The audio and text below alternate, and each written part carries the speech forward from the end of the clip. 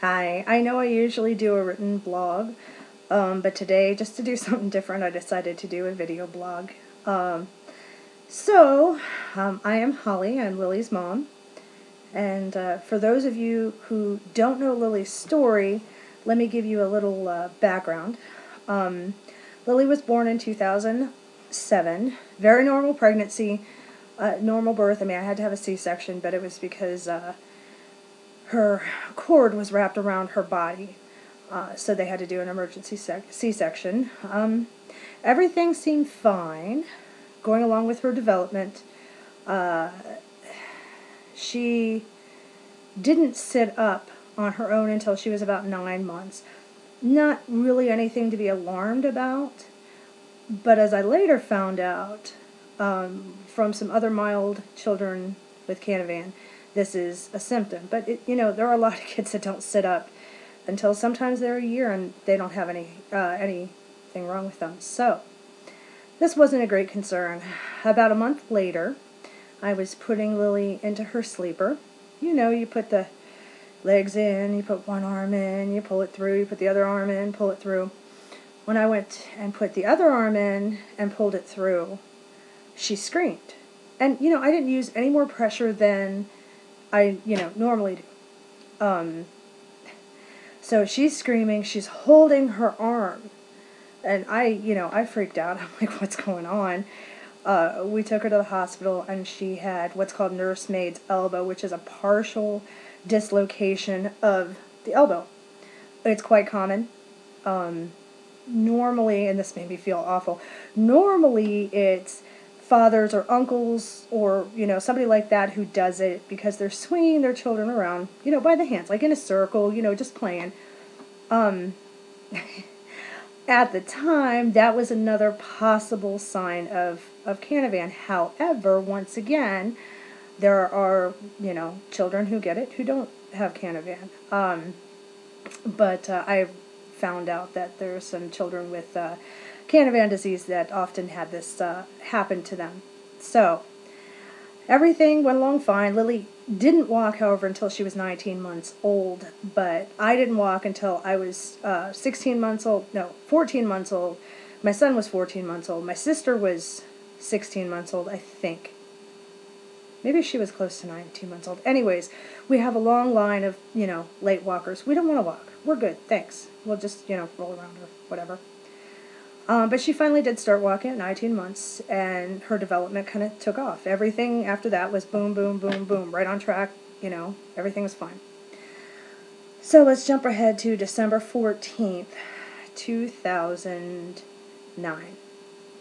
I'm not going to go a great deal into the story as far as how I found her. It's still really, really hard for me to go into, because that was Lily's first seizure, and that was probably the most traumatic because Lily doesn't have the typical Hollywood style grand mal shaking, dropping, all that. She has partial complex seizures. So what happens when she has a seizure? She just opens her eyes. Then she was hyperventilating and vomiting at the same time and not responding. I thought she was choking. Obviously she wasn't. So, went to the hospital. They kept her overnight. They said, this is probably an isolated incident. Some children have one seizure only, and they never have another seizure. We don't know why it happens, but sometimes it does. Unfortunately, that wasn't, the case with Lily. She started having seizures one every 4 months. So we ended up with a neurologist, and the neurologist decided to run tests on her. She ran a battery of tests, came back with a most unusual result. She came back to test positive for NAA, an organic acid in her urine, which is not seen in children who don't have Canavan. This made no sense. Lily has no symptoms of Canavan, and if you don't know what Canavan is, traditional Canavan disease is extremely devastating. The children can't walk. They can't talk. Most can't eat by mouth. They have to have a G tube or a GJ tube or just a J tube. So somebody correct me on that. I'm not sure if I got those right. But it's just, it's awful. So, here's Lily, who never stops talking. She can run, she can play, she can jump, she can, do all of this. And she's coming back for this mutation. It's not making any sense. So they do a blood draw, and it takes several months, of course, to get the results, and it comes back, yes, positive. She has a mild variant of Canavan disease. Since then, Lily last year was having one seizure a month that was landing us in the hospital overnight, because Lily has what's called status seizures, status epilepticus. And those are seizures that do not stop on their own, and they are awful. They're just awful. We recently, let's see, she had a seizure not last May, but the May before, Memorial Day weekend, that was fever related. First time she's ever had a fever related seizure. And that changed her seizures, and for the better, because she stopped throwing up. She stopped hyperventilating with seizures. Now her eyes open, her body goes completely stiff as a board.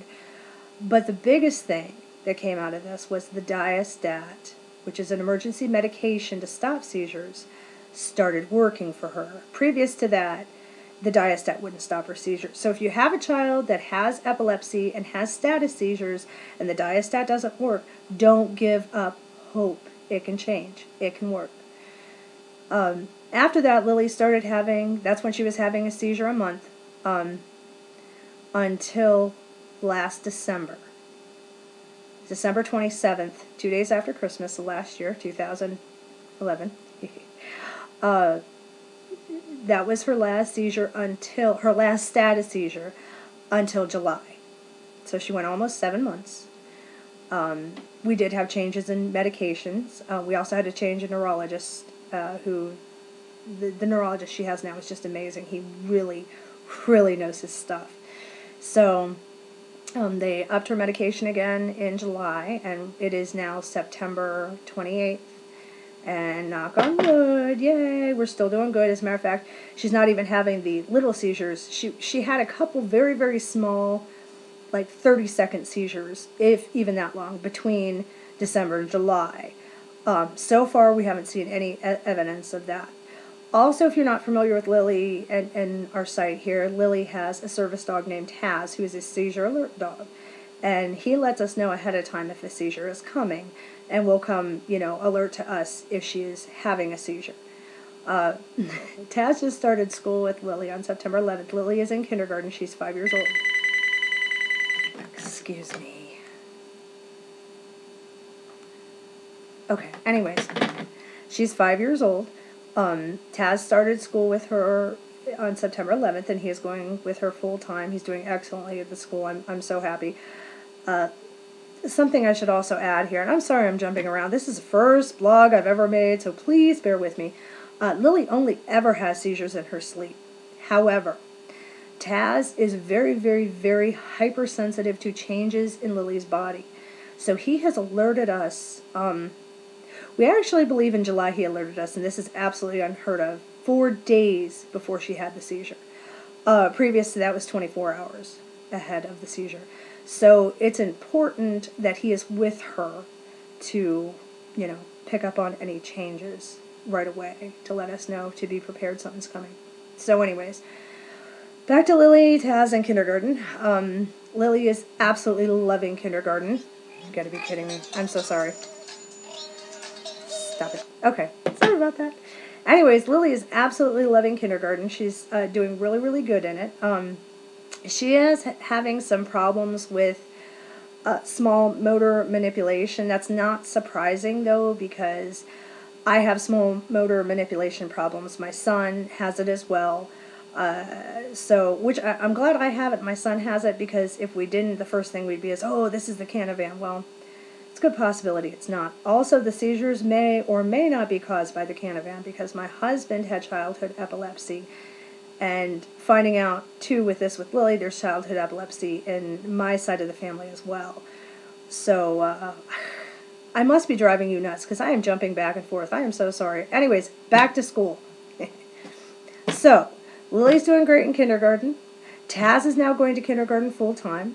He got his picture taken at the school.